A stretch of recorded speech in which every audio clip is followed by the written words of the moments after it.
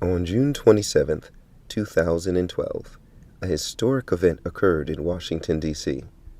Hadhrat Khalifatul Masih V, may Allah strengthen his hand, met with leading congressmen and senators and other leaders at Capitol Hill. The meeting, the first of its kind, gave an opportunity to some of the most influential leaders in the United States to hear firsthand Islam's message on world peace. Ladies and gentlemen, if you can please be seated. Assalamu alaikum. May peace be on all of you. We start our proceedings this morning with a recitation of the Holy Quran with translation by Maulana Azhar Hanif, National Vice President of the Ahmadiyya Muslim Community.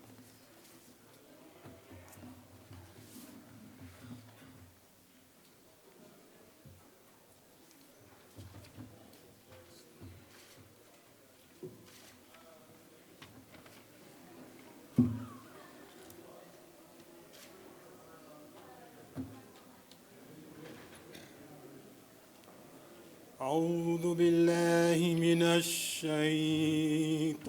الرجيم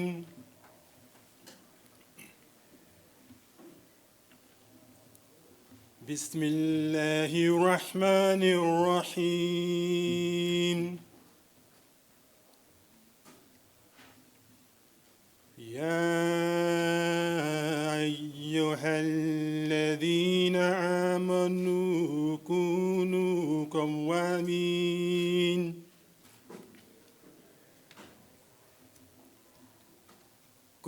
قوامين لله شهداء بالقسط ولا يجرمنكم شنآن قوم على ألا تعدلوا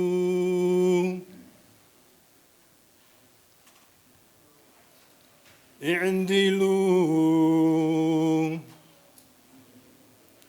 هو أقرب للتقوى واتقوا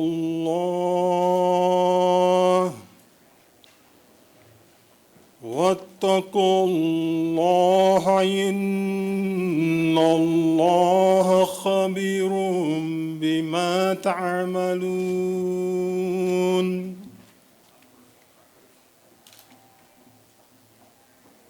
The verse of the Holy Quran, which I have just recited, is from chapter number 5, verse number 9, Surah Al-Ma'idah.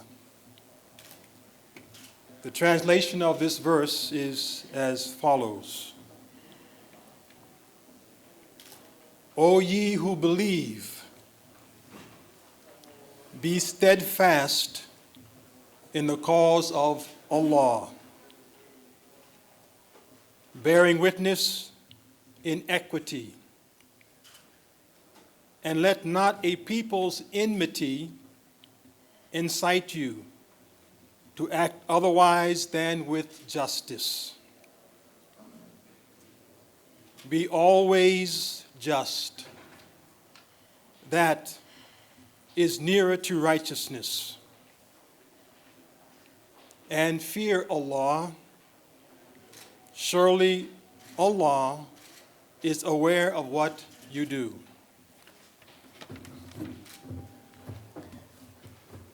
Thank you. Bismillahir Rahmanir Rahim, in the name of Allah, most gracious, ever merciful. Beloved Huzoor, honored guests, ladies and gentlemen, it is my distinct honor and privilege to welcome all of you to this special reception in honor of His Holiness Mirza Masroor Ahmad Khalifatul Masih al-Khamis, the worldwide head of the Ahmadiyya Muslim community. The Ahmadiyya Muslim community is a dynamic, fast-growing, international revival movement within Islam. Founded in 1889, it spans over 200 countries with membership exceeding tens of millions. Here in the United States, our community is the first and oldest American Muslim community. We lay our official roots in 1920. What distinguishes the Ahmadiyya Muslim community from other Muslim organizations is its deep commitment to the institution of khilafat, or spiritual successorship. We stand united by a single spiritual khalifa, or leader. And under the leadership of our current khalifa, His Holiness, our community has now built over 15,000 mosques, over 500 schools, and over 30 hospitals. It has translated the Holy Quran into 70 languages. It propagates the true teachings of Islam and the message of peace and tolerance through a 24-hour satellite television channel, Muslim Television Ahmadiyya, the internet on alislam.org, and print, Islam International publications. It has been at the forefront of worldwide disaster relief through an independent charitable organization, Humanity First. In many ways, today's historic trip of His Holiness to Capitol Hill marks an important watershed moment in the history of our community in the United States. For over 90 years, our community has been at the forefront of civic engagement. Our Ahmadi Muslim leaders have corresponded with US presidents ranging from Herbert Hoover to Franklin Roosevelt to Gerald Ford to Barack Obama.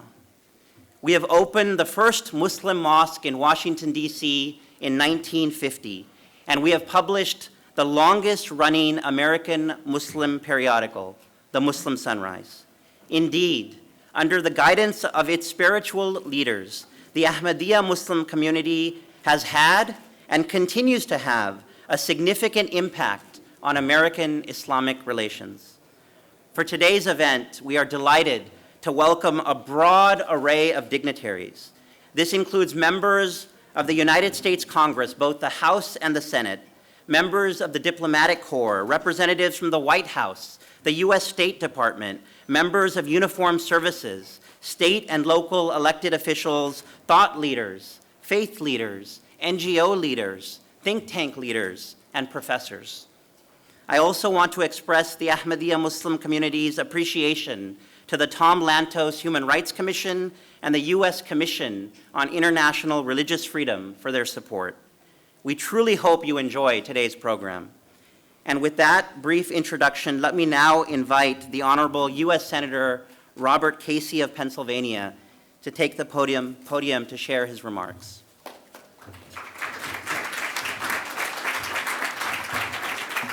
Thank you very much, and I'll be very brief. First of all, I want to express gratitude for the privilege of appearing here in front of Your Holiness and this assemblage. We're really honored you're here. I was saying earlier that you brought the House and the Senate together. We should have you here more often, and we're grateful. Let me say how much I appreciate as well the opportunity to be here with the Ahmadiyya Muslim community here in the United States, and to be with members of the House of Representatives who have us here today. And I'll be very brief. I have to introduce two candidates for judge that we've been working on, and they have to be confirmed, and if we don't get them through the committee today, we'll be in big trouble in terms of timing. So I want to apologize for leaving early. But Your Holiness, I want to thank you for your great leadership, the example and the demonstrated commitment that you've shown to tolerance and to justice and to peace. And as a Pennsylvanian, and we're especially grateful that you'll be visiting Pennsylvania as part of your trip, but as a Pennsylvania U.S. Senator, I can't help but think of my own history, or the history of our state, in the example of William Penn. When he came across the ocean in the 1600s, he came to found what he called a tolerance settlement, a place where religious freedom and diversity could be not just celebrated, but be part of the fabric of what was then just a territory, and now it's become a commonwealth, a state. And we're grateful for that inspiration. And today, on this day, we draw inspiration from you, from your work, and from your followers, not only here in the United States, but the world over. God bless you, and thank you.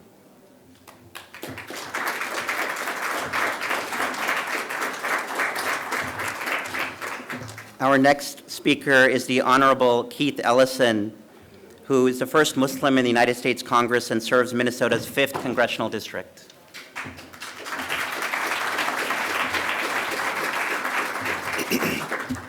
Assalamu alaikum, everyone. That means just peace be unto you. It's the same thing that Jesus might say if he were here with us today. But I want to thank Your Holiness for joining us today and want to welcome you to the Capitol. It certainly is an honor to have you here, and we're all honored by your presence. I'd like to just point out that it's not in every country in the world that the Ahmadiyya community has been able to operate as freely as they might. This is something I think that is an important thing to point out today, because in this world we live in, the fact is that there are precious few countries where all the people can practice their faith as they're inspired to do so. I can tell you that in America may be the country where it's freest to practice Islam anywhere in the world. And I say that because I know that if we were in Iran, not so easy to be Sunni. If we were in Saudi, not so easy to be Shia. If we were in Pakistan, very difficult to be Ahmadiyya. And there, I could run right on down the list, but in America, all seek the divine as they choose. Different ways to be Muslim, all Muslim, different ways to be Christian, many denominations, many ways to be Jewish, many approaches, and it goes on and on and on. So I just want to let you know that we're honored by your presence, very proud of our commitment to religious tolerance in the United States, and we believe that though we may be among the most diverse countries in the history of the world, we have a great degree of stability and acceptance when it comes to religious inclusion.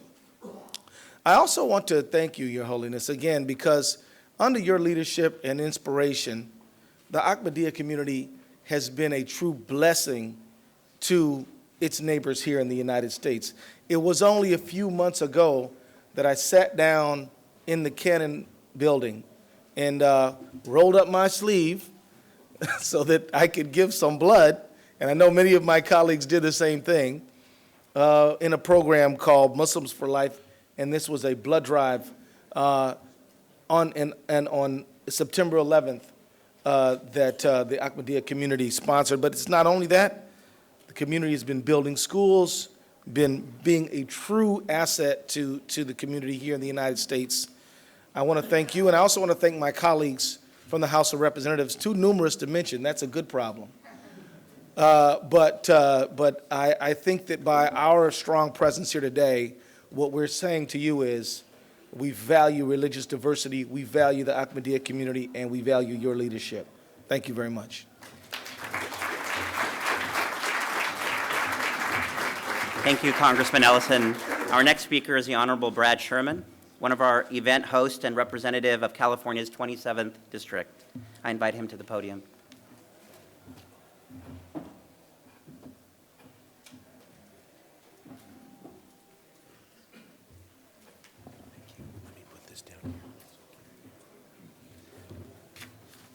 Hello, I'm Brad Sherman from California's best named city, Sherman Oaks. It is an honor to be here. Salamu alaikum.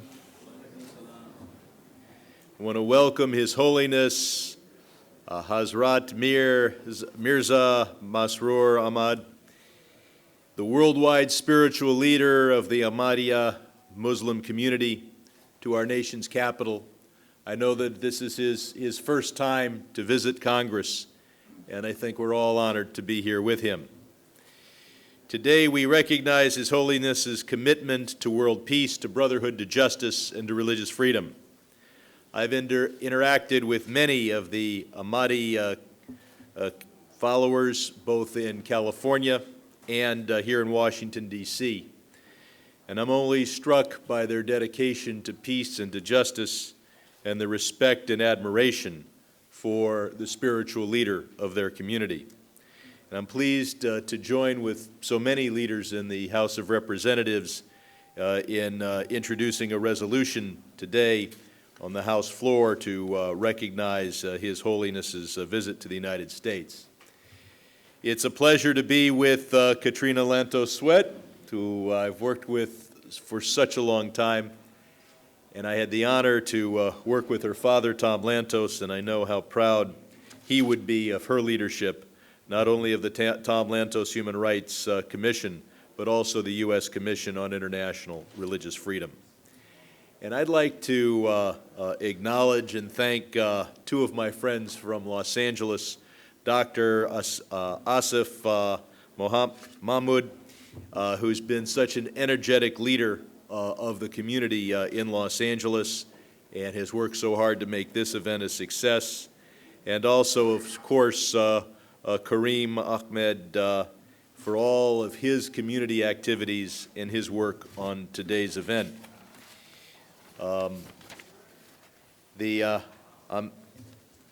Ahmadiyya community was, I'm told, founded scarcely more than 100 years ago in 1889. It has grown to have tens of thousands of adherents here in the United States and tens of millions around the world.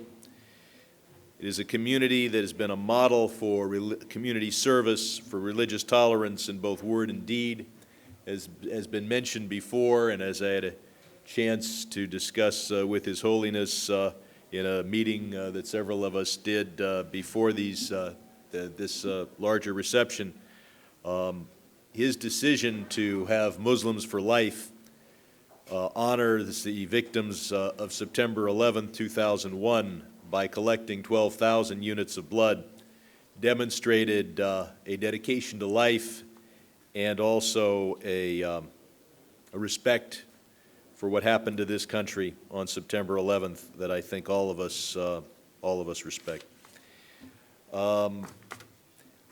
There's only one thing that could bring me greater joy than to welcome His Holiness to Washington, D.C., in our capital, and that, of course, would be to welcome him to Los Angeles. And Mike, yes, and some of my other friends from California would think that maybe a side trip to Northern California could also be accomplished as a lesser important part of his visit to our state. The Ahmadi community's motto, love for all, hatred for none, I think speaks volumes about the community's commitment to tolerance, to dialogue, and to harmony. It is traditional and appropriate that a few gifts be given to a visitor. One of the things the members of Congress are able to do is to get a flag that is flown over the Capitol in Washington, D.C., and to give it to a man of great holiness who has honored us by his presence. And I would like to give you this flag.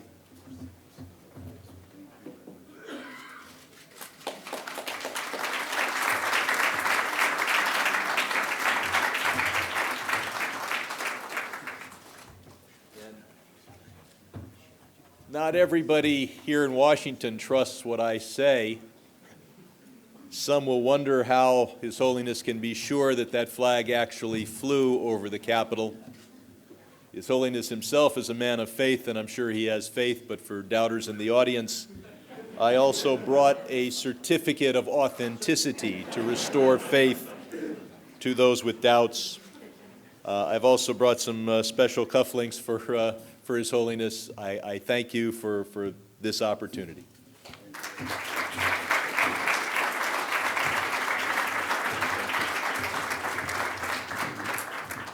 Our next speaker is the Honorable Dr. Katrina Lantos Sweat, Chairperson of the U.S. Commission for International Religious Freedom. I invite her to the podium to share her remarks.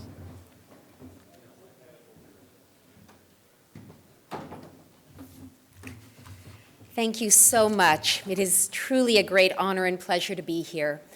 I have to say that there's a particular sense of blessing that seems to rest on this brimming room today, and I'm sure that that's due in part to the wonderful spirit of goodwill, the warm hearts, and the sense of optimism and love of the participants. But Your Holiness, it is undoubtedly a reflection of the blessing that you bring to this capital, and so we are so honored and so grateful to have you here. Speaking for all my YouServe colleagues, and I want to recognize my very distinguished colleague, Aziz Al-Hibri, who serves with me on YouServe, I am delighted to join members of Congress, His Holiness, and our gracious Ahmadiyya hosts here in our nation's capital. Soon you will hear His Holiness speak about his vision of peace and freedom among peoples and nations.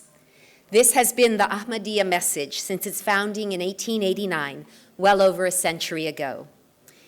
Indeed, when it comes to freedom of religion, there is unmistakable evidence that without freedom, there can be no peace. Nations which fail to protect the right to religious freedom fail to achieve peace within their own borders. All too often, they experience hatred and strife, violence and instability. In many of these countries, people have almost no idea what it's like to feel safe, secure, and truly free to live out their beliefs in peace as their conscience leads. Today, nearly 70% of the world's people live in such nations. This includes millions of members of the Ahmadiyya community. Since 1974, Pakistan's constitution has labeled all Ahmadiyya non-Muslims. For more than a quarter century, Pakistan's government has barred the community from calling its own worship centers mosques, from publicly uttering the traditional Islamic greeting, or quoting from the Quran, and from displaying Islam's basic affirmation. Throughout Pakistan, Ahmadiyya are prohibited from sharing their faith with others, or publishing or disseminating their own material. They are restricted from building houses of worship and holding public gatherings. And since they must register as non-Muslims to vote, Ahmadiyya, who insist they are Muslims, as they surely are effectively disenfranchised. Coupled with Pakistan's blasphemy laws, which affect every faith community, these laws have helped foster a climate of violence against Ahmadiyya members. The terrible attack on Lahore mosques in May of 2010 was but one example. But sadly, Pakistan isn't the only country which violates the freedom of religion for Ahmadiyya. In Indonesia, since June of 2008, the government has seriously limited Ahmadiyya activity to private worship and prohibited members from telling others about their faith. Since that time, at least 50 Ahmadiyya mosques have been vandalized and 36 mosques and meeting places shut down. In parts of East and West Java and elsewhere, extremists pressure local officials to close places of worship or ban Ahmadiyya activity altogether. In Saudi Arabia, Ahmadiyya members have been deported for their beliefs. In Egypt, they have been charged under its blasphemy laws. In 2010, I'm proud to say that YouServe's intervention helped a number of members leave Egypt for safety abroad. Now, let's be clear. The message of the Ahmadiyya community is a positive call for world harmony and liberty. It points beyond today's sufferings to tomorrow's hopes and dreams. Nonetheless, if we are to stand for these principles, we who believe in peace and freedom dare not be silent. We must take a stand for those who face persecution, wherever and whenever it occurs. So, what can we do? First, we must realize that the same societies that violate the religious freedom of the Ahmadiyya also abuse the rights of others. As YouServe has documented, where Ahmadiyya suffer, Hindus and Christians, Sikhs and Baha'is, Shia and other Muslims often are persecuted as well. Second, in order to protect the rights of all, including the Ahmadiyya, and foster peaceful, stable societies, we who are in Washington must make religious freedom a truly compelling foreign policy priority, woven into every aspect of our relationships with other countries. Finally, the United States government should specifically confront governments which target the Ahmadiyya. It should urge Pakistan to amend its constitution and rescind all anti-Ahmadiyya laws. It should urge Indonesia to overturn its 2008 decree and all provincial bans against Ahmadiyya religious practice. It should press both governments to investigate acts of violence thoroughly and prosecute perpetrators vigorously. And until Pakistan proves itself to be serious about reform, USCIRF believes that it does qualify as a country of particular concern. Speaking for the U.S. Commission on International Religious Freedom, let me conclude by saying that we will continue to stand for the right of people everywhere to think as they please, believe or not believe as they wish, peacefully practice their beliefs, and express them publicly without fear or intimidation. We are proud to stand with the Ahmadiyya community and proclaim together that these and other freedoms are the birthright of humanity. Thank you so much.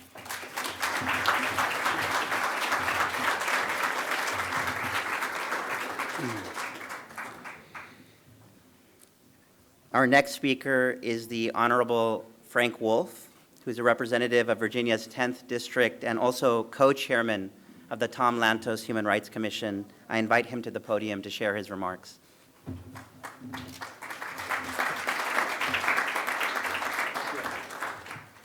Well, on behalf of the Tom Lantos Human Rights Commission, I want to welcome Your Holiness here.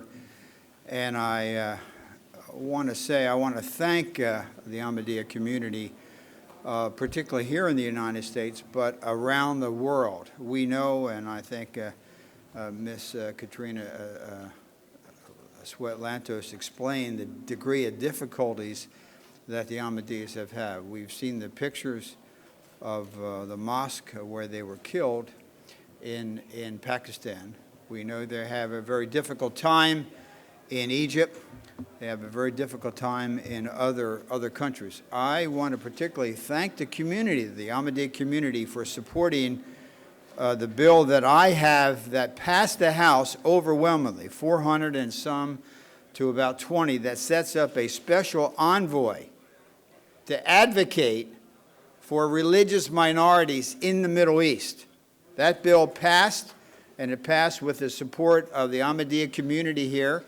And lastly, to welcome His Holiness here and to thank the community and to thank you for the strong support the Ahmadiyya community has given to this, but also not only given to this special envoy bill, but has always been there. Every time there's a group advocating for human rights and religious freedom, the Ahmadiyya community has always been there. And I thank you and welcome you. I wanted to welcome the Democratic leader of the House of Representatives, the Honorable Nancy Pelosi, invite her to the stage.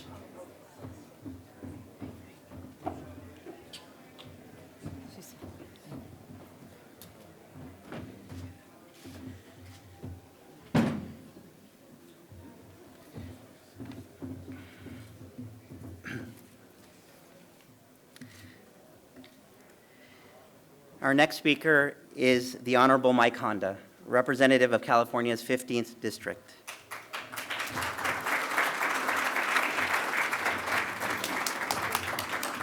Assalamu alaikum. I want to welcome His Holiness to Washington, D.C. and thank you for visiting us. And last night I had the honor to meet His Holiness at the Ahmadiyya Muslim Community Mosque in Maryland. It was a wonderful conversation that we had about the power of education, the role of peace, and the diplomacy of the U.S. foreign policy in promoting a peaceful and patriotic Islam.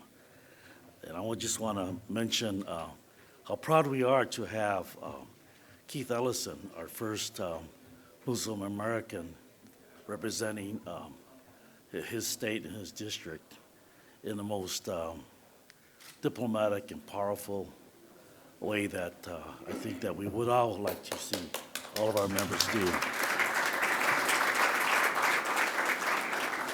And he's no stranger to criticisms or misinformation, but he's very adept at handling it all and turning it around to his own advantage. And I just want to let His Holiness know that we have a voice with him and with Congressman Andre Carson. And this is the history and this is the promise of this country, that all can participate in this wonderful government. And there are millions of Ahmadi Muslims that are part of the great American fabric. Ahmadi Muslims are teachers, doctors, lawyers, businessmen, and women who are focused on building the stronger communities, like my dear friend Muhammad Chaudhry, who is the president of Silicon Valley Education Foundation. Where are you, Chaudhry? He must be out now. There you are. And he's also the national vice president of the Ahmadiyya Youth Group, the MKA, which I'm wearing the scarf as I promised. I think that we would like to, since you're vice chair, that we should bring the youth group to the West Coast and do the things that they are doing here on the East Coast. And so I know that they will bring the same message of peace that was mentioned in 1908, that was last written by the work of the promised Messiah for the Ahmadiyya, Hadhrat Mirza Ghulam Ahmad. And he stated that the earth created by God provides a common floor for all people alike. And the sun, moon, and the many stars are a source of radiance and provide many other benefits to all alike. This quote resonates deeply with me as someone who served in the Peace Corps, as someone who spent my lifetime as a classroom teacher, but also as a person who had experienced discrimination and the setting aside of the Constitution solely because of what I look like. And so the plight and the fight and the kind of uphill battle that the Ahmadiyya Muslim community is facing worldwide, I hope that you find the safe harbor in our country for the young people so that they can develop their leadership skills throughout our country and to provide that kind of leadership not only towards the country but to the rest of the world so that they can bring the message of peace, freedom, and harmony led by His Holiness. Thank you very much for joining us in Washington, D.C. Thank you very much.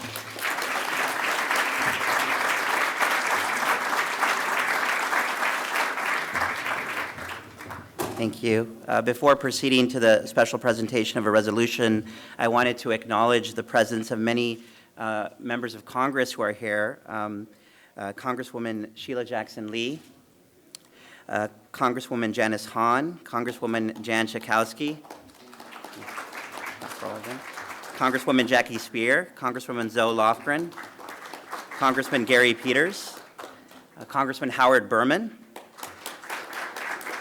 Congressman Gene Schmidt, Congressman Chris Murphy, and also with us is the former Virginia Governor, Tim Kaine.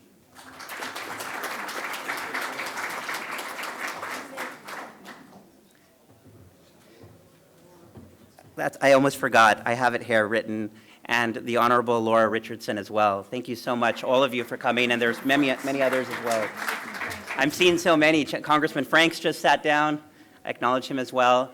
And there are several others. If I forget anyone, we welcome all of you to this proceeding.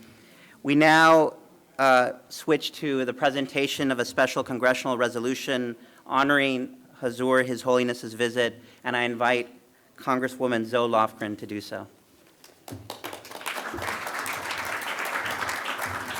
Well, thank you so much. It's wonderful to be here, and I'm pleased to welcome His Holiness on this historic visit to the United States.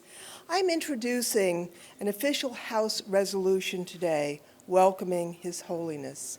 Very large numbers of my colleagues have co-sponsored this resolution, including, I think, all of the members of Congress who are here with us this morning. The Ahmadiyya Muslim community, as we know, was founded over 100 years ago, and your long advocacy for human rights and protection for religious minorities is well known. The community has millions of members all across the globe. It builds mosques, hospitals, and schools, and started an international charity organization focused on disaster relief. Despite persecution directed at this community, His Holiness has urged moderation, restraint, and nonviolence. I understand that in a few minutes he will deliver a keynote address on the path to peace, just relations between nations. But before he does, we wish to commend his commitment to peace, justice, and humanity, and offer a sincere welcome to His Holiness and a copy of the resolution of the House of Representatives that we are introducing this very day.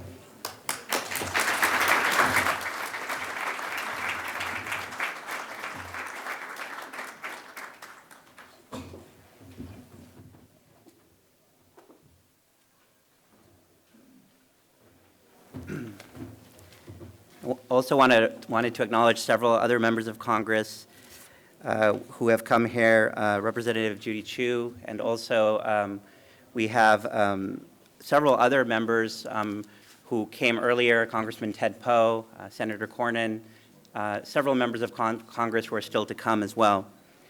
It is now my distinct honor to introduce our next speaker, the Honorable Nancy Pelosi, Representative of California's 8th District and current Democratic leader of the U.S. House of Representatives.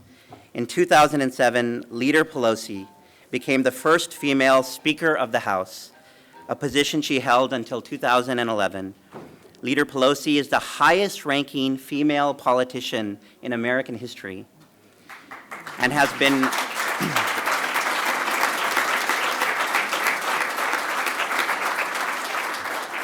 and she has been described as, quote, an extraordinary leader for the American people by our President Barack Obama. I invite Leader Pelosi to the podium to share her remarks.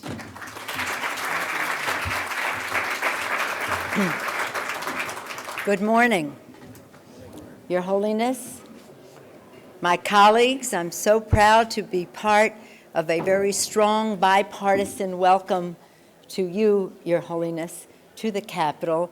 Very proud of Congresswoman Lofgren's resolution to formalize that welcome. I thank Abjan Khan, the National Director of Public Affairs. Where'd you go? There, for your leadership and your kind introduction. Dr. Zafar, welcome to you as well. And it's always an honor for us to be with Katrina Lantos-Sweat, who brings to this event and to her work a great family tradition of protecting religious freedom and human rights throughout the world.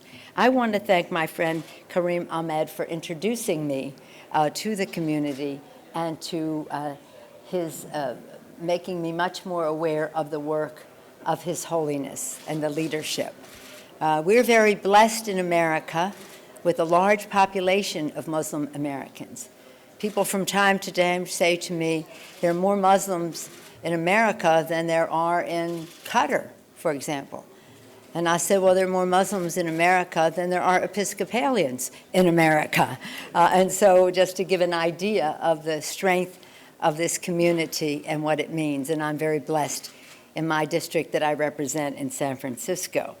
And so recognizing that contribution, when I was elected Speaker, just within a matter of days, we had our first meeting, and I asked our newest member and first Muslim American, Keith Ellison, to do the opening prayer. It was our first prayer under a new majority, and he honored us with his beautiful prayer, and our members were very inspired by that and have been ever since. Since then, he has doubled the number of Americans. By 100%, he has increased the number of Muslim Americans in the Congress. With Congressman Carson, more to be done. But again, it is an honor to welcome you, Your Holiness. And I want to say it's an honor because you are a man, though of humble beginnings, your leadership has made you a figure of global prominence. You started as a teacher, and you have become a guide for millions of Muslims worldwide. You work to help farmers in Ghana, that humble task, and you remain a force for progress across borders and advocate for investment in the developing world. You have been persecuted for your beliefs, jailed for your faith, and exiled from your homeland, but you refuse to turn to bitterness or vengeance, and that is a very important lesson. Instead, His Holiness has emerged as a leader of wisdom and compassion, a champion of nonviolence among nations, and respect among faiths. His Holiness and this community have had the courage to condemn terrorism no matter where or who perpetrates it, not simply because you were victims of violence yourselves, but because terror is wrong wherever and whenever it occurs. You have spoken out against violence of intolerance, even among fellow Muslims, not only because you have endured persecution firsthand, but because calling for the destruction of churches and synagogues or other houses of worship is a violation of basic human rights. You have taken your campaign for understanding across our country, and thank you for doing that. Serving as voices for moderation and the drive for peace, this community has done that. You have demonstrated clear and unwavering the community here. And as I say, my introduction has been through my friend Kareem Ahmad, but I know from him that the Ahmadiyya Muslim community has been a force demonstrating clear and unwavering loyalty to the United States. Again, promoting life in our community, blood drives. You're part of the community and saving lives. These messages and actions reflect the strength of this community and its commitment to our common humanity. And you do this not because all of the people, Your Holiness, the Ahmadiyya community does this not because all of the people that you serve are Muslim. You do this because you are Muslim, and that is your value system. To promote peace and pursue justice, to support human rights and secure the common good, to respect and the dignity of fellow human beings, to embrace and build a society rooted in equality, founded on pluralism, shaped and strengthened by our beautiful diversity. These principles rest at the core of American life and success. They are critical, unbreakable threads in the fabric of American history and progress. Together, by striving to live up to those values, we can strive to realize the hopes of His Holiness, that the peace of the world comes to be established before our very eyes. As we greet you on Capitol Hill, we take heed of your clarion call to action, that, quote, we must all endeavor to spread love, affection, and a sense of community. From the halls of Congress to the neighborhoods across our country to communities around the globe, we must all remain dedicated to the mission of peace and to the cause of justice. We must strengthen our nation and our world through love and understanding. Thank you. Thank you for your leadership role, for your being such a visionary, such an inspiration. It is an honor to be in the same room with you. Thank you for bringing us all together to honor you and for the work that you have led us in to build a better future. Thank you, Your Holiness. Thank you, Your Holiness.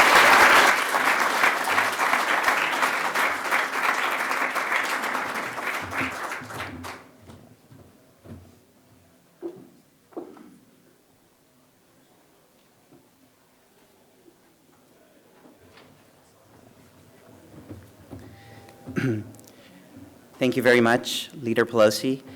Our next speaker is Dr. Ahsanullah Zafar, the current president of the Ahmadiyya Muslim Community USA, who will introduce to us our keynote speaker, His Holiness Mirza Masroor Ahmad.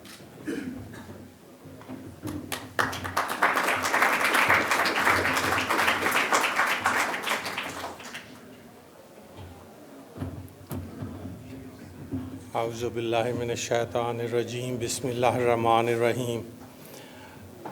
Speaker Pelosi, well, Leader Pelosi now, but I always remember that part. Members of the Senate and Congress, distinguished guests, ladies and gentlemen, I'm going to pass the podium on to Hadhrat Mirza Masroor Ahmad, who is the fifth caliph or successor of the Messiah, Mirza Ghulam Ahmad Qadiani alayhi salam, as was mentioned, from about 1889 when he declared his claim. We are a worldwide community in almost 200 countries in the world. Our numbers are small, our resources are limited, but it is the grace which is brought by his leadership that we are able to do things in a much larger scale and a much more effective fashion than would happen otherwise. The message that we carry is that if you are being hurt, do not respond with hurt, respond with prayers, respond with persuasion, and we have demonstrated, again, under his guidance throughout the world, especially in Pakistan, where most of the Ahmadis who are here, they came from. He taught us that humanity, a human being, is the fundamental source of respect for all of us and actually for anyone in this world. And we serve humanity not because they have our faith, but because they are human beings. And these things are being done in Africa, where we are providing the resources for education, for healthcare, and for basic human needs such as clean water. Now we started with some solar electrical supplies as well on a limited scale. But the effects are grand because of the benefit of his leadership and the inspiration he provides us. And that is what keeps us going as members, and I think that is what is the dominant part of how we are successful in so many different locations. And with that, I will stop and I'll let him do the presentation because that's what the value really is. Thank you.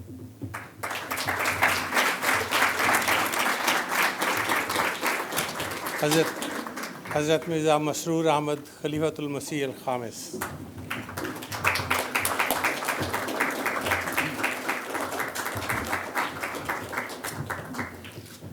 Assalam, please be seated.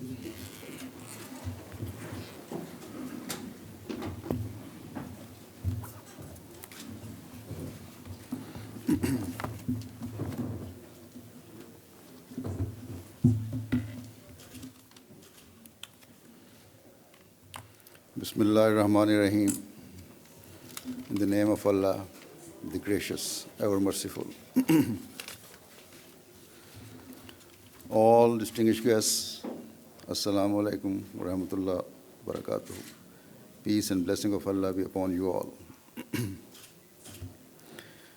Before proceeding, I would like to first of all take this opportunity to thank you all for taking time to come and listen to what I have to say.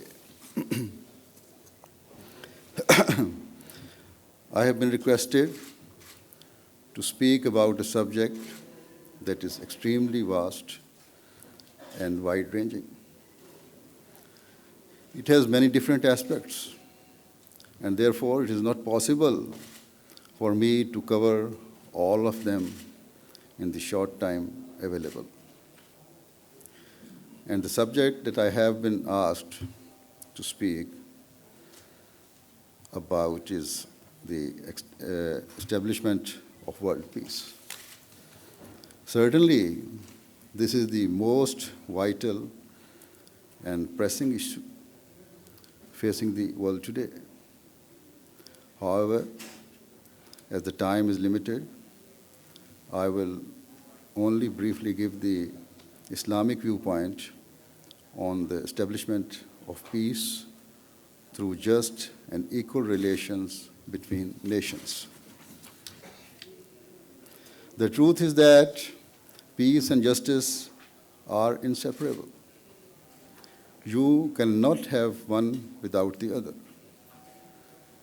And certainly, this principle is something that all wise and intelligent people understand, leaving aside those people who are determined to create disorder in the world. No one can ever claim that in any society, country, or even the entire world, there can be disorder or a lack of peace where justice and fair dealing exists. Nevertheless, we find that in many parts of the world, disorder and a lack of peace are prevalent. Such disorder is visible both internally within countries and externally in terms of the relations between various nations. Such disorder and strife exists even though all governments claim to make policies that are based on justice. And all claim that the establishment of peace is their primary objective. Yet, in general, there is little doubt that restlessness and anxiety is increasing in the world, and so disorder is spreading. This clearly proves that somewhere along the line, the requirements of justice are not being fulfilled. Therefore, there is an urgent need to try and end inequality wherever and whenever it exists. And so, as the worldwide head of the Ahmadiyya Muslim community, I would like to make a few observations about the need for and the ways to achieve peace based on justice. The Ahmadiyya Muslim community is purely religious community. It is our firm belief that the Messiah and Reformer who was destined to appear in this age and enlighten the world as to Islam's true teachings has indeed arrived. We believe that the founder of our community, Hadhrat Mirza Ahmad of Qadian, was that very promised Messiah and Reformer, and thus we have accepted him. He presses upon his followers to act and propagate the real and true teachings of Islam that are based on the Holy Quran. Therefore, everything that I will say in relation to establishing peace and in relation to conducting just international relations will be based on Quranic teachings. In relation to achieving world peace, all of you regularly express your opinions and indeed make great efforts. Your creative and intelligent minds allow you to present great ideas, plans, and indeed a vision of peace. Thus, this issue does not require me to speak from a worldly or political perspective. But instead, my entire focus will be on how to establish peace based on religion. And for this purpose, I shall, as I have earlier said, present some very important guidelines based on the teachings of the Holy Quran. It is important to always remember that human knowledge and intellect is not perfect, but is in fact limited. Thus, when making decisions or forming thoughts, often certain factors enter human minds which can cloud judgment and lead to a person trying to fulfill his own rights. Ultimately, this can lead to an unjust outcome and decision being made. However, God's law is perfect, and so no vested interests or unfair provisions exist. This is because God only desires for the good and betterment of his creation. And therefore, his law is based entirely on justice. The day the people of the world come to recognize and understand this crucial point will be the day that the foundation for true and everlasting peace will be laid. Otherwise, we continue to find that although efforts are endlessly made to establish world peace, yet they are unable to provide any worthwhile results. After the conclusion of the First World War, the leaders of certain countries desired for good and peaceful relations between all nations in future. Thus, in an effort to achieve world peace, the League of Nations was formed. Its principal aim was to maintain world peace and to prevent future wars from breaking out. Unfortunately, the rules of the League and resolutions it passed had certain flaws and weaknesses, and so they did not properly protect the rights of all peoples and all nations equally. Hence, as a result of the inequalities that existed, long-term peace could not prevail. The efforts of League failed, and this led directly to World War II. We are all aware of the unparalleled destruction and devastation that ensued, where around 75 million people globally lost their lives, many of whom were innocent civilians. That war should have been more than enough to open the eyes of the world. It should have been a means to developing wise policies that granted all parties their due rights, based on justice, and thus proved to be a means of establishing peace in the world. The world's governments at the time did endeavor to some extent to try and establish peace, and hence the United Nations was established. However, it soon became quite apparent that the noble and overarching objective underpinning the United Nations could not be fulfilled.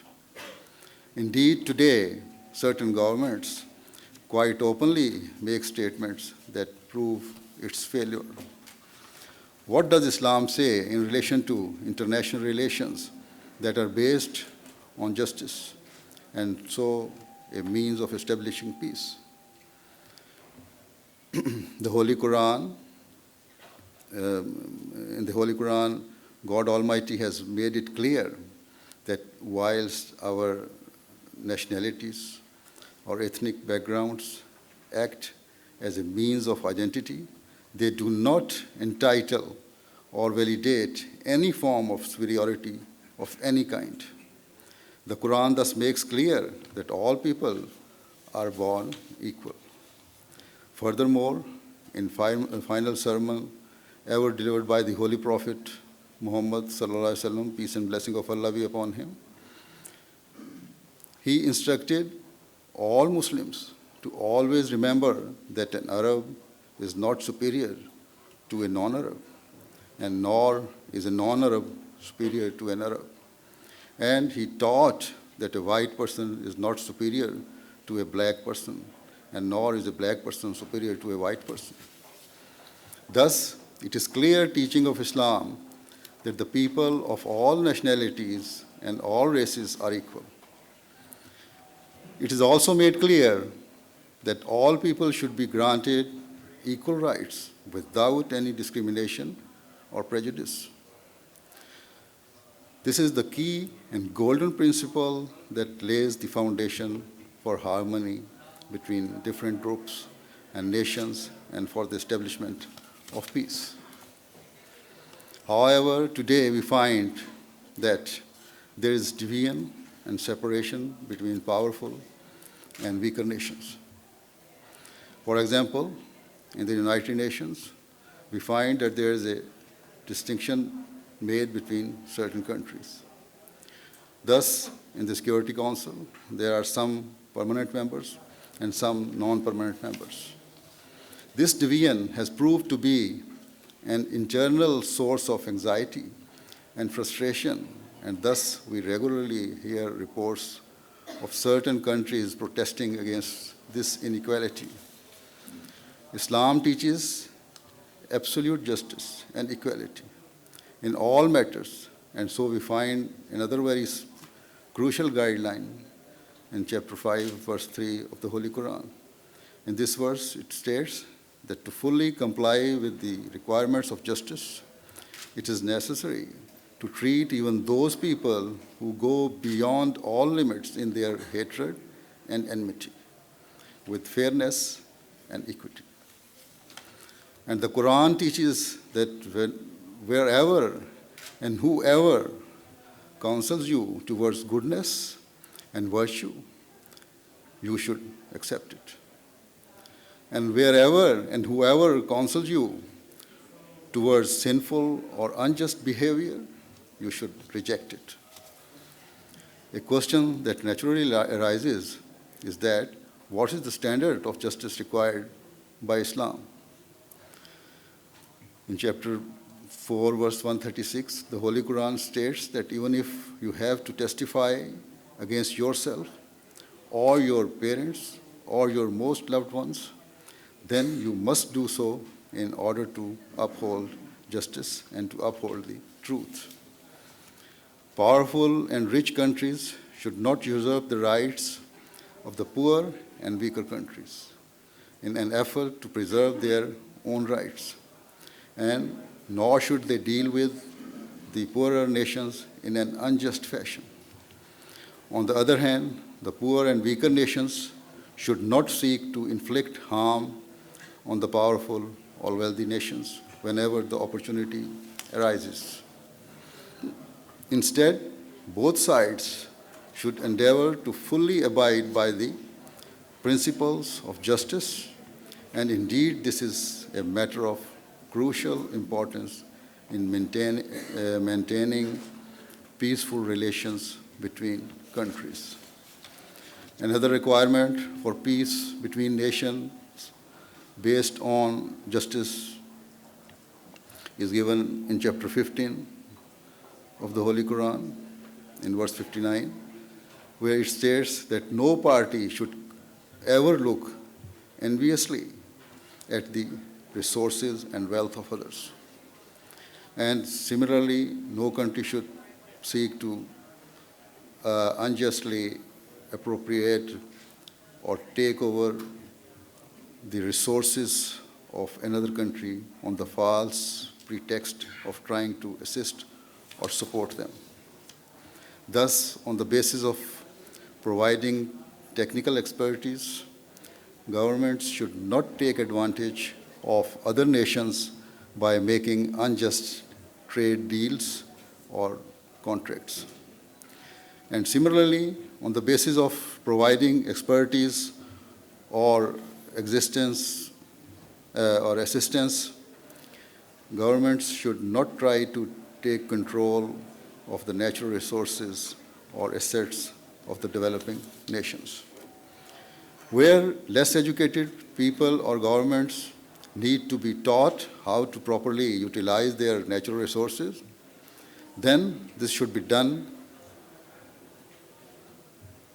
Then nations and governments should always seek to serve and help those less fortunate.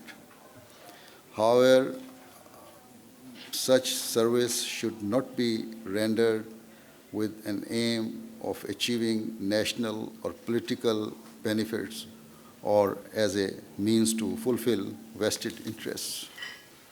We find that in the past 6 or 7 decades, the United Nations has launched many programs or foundations aiming to help the poor countries to progress. Towards this effort, they have explored the natural resources of the developing nations. However, despite these efforts, none of the poorer countries have reached this stage or level of the developed nations. One reason for this is certainly wide-ranging corruption by many of the governments of those underdeveloped countries. With regret, though, I must say that despite this as a means to further their own interests, the developed nations have continued to deal with such governments. Trade deals, international aid, and business contracts have continued to be processed. And as a result, the frustration and restlessness of the poor and deprived segments of society have continued to increase, and this has led to rebellion and internal disorder within those countries. The poor people of the developing countries have become so frustrated that they have turned against not only their own leaders, but also the big powers as well. This has played into the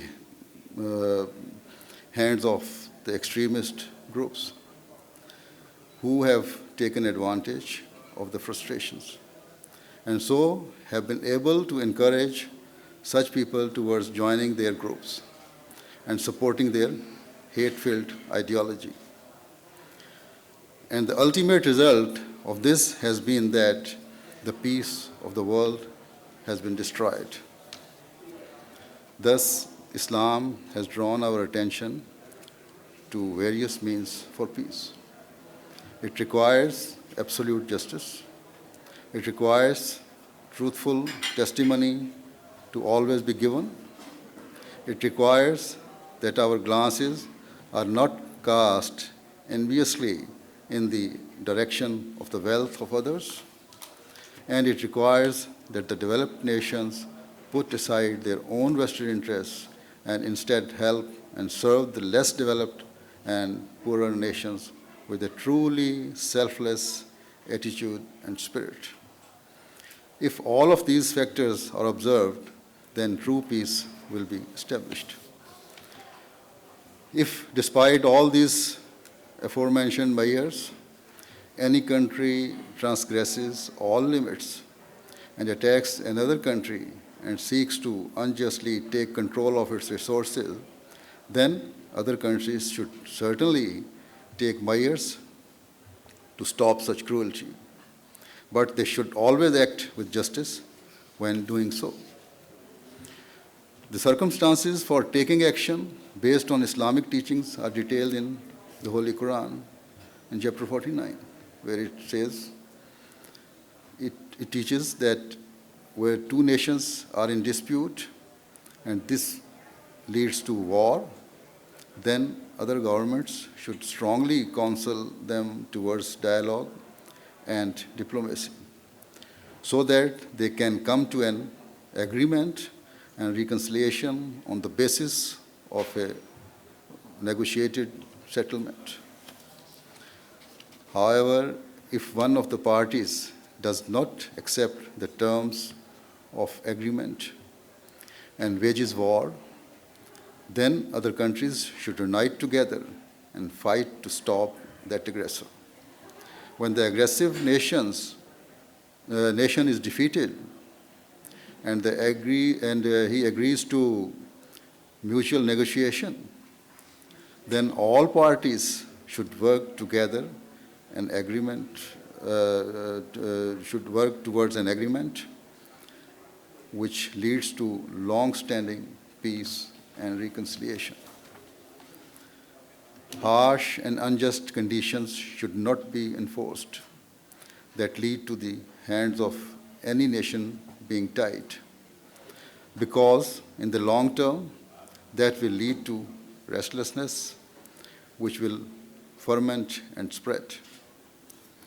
And the result of such restlessness will be further disorder. In circumstances where a third-party government seeks to bring about reconciliation between two parties, then it should act with sincerity and total impartiality. And this impartiality should remain even if one of the parties speaks against it. And so the third party should display no anger in such circumstances and should seek no revenge or act in any unfair manner. All parties should be afforded their due rights. Thus, for the requirements of justice to be fulfilled, it is essential that the countries who are negotiating a settlement should themselves not seek to fulfill their own personal interests or to try and derive benefit unduly from either country. They should not interfere unjustly or pressure either of the parties unfairly. The natural resources of any country should not be taken advantage of. Unnecessary and unfair restrictions should not be placed upon such countries, because this is neither just and nor can it ever prove to be a source of improving relations between countries. Due to time constraints, I have mentioned these points only very briefly. In short, if we desire peace to be established in the world, then we must leave aside our personal and national interests for the greater good, and instead we must establish mutual relations that are based entirely on justice. Otherwise,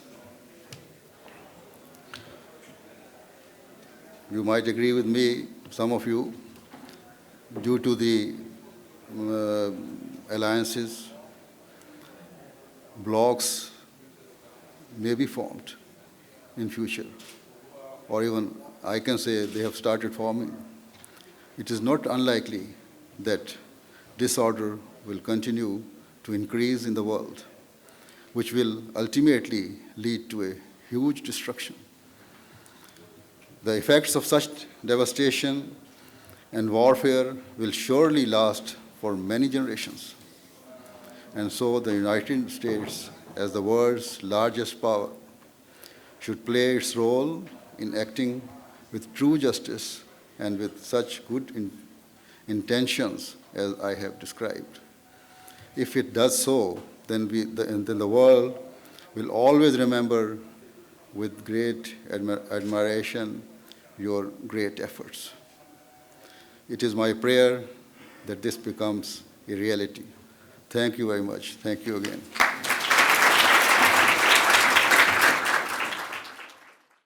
According to our tradition, at the end of the function, we normally do silent prayer. So I will do the silent prayer.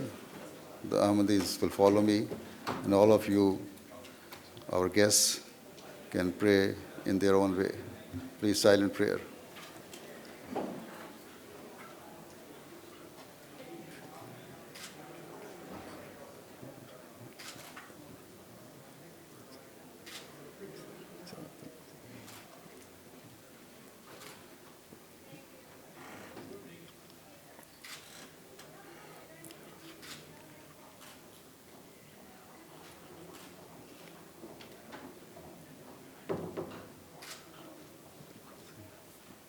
Ameen. After the event, a special guided tour of Capitol Hill was provided. Concluding this extraordinary day was a resolution introduced in Congress and sponsored by 19 congressional leaders, highlighting Huzoor's visit to the halls of Congress and recognizing his commitment to peace.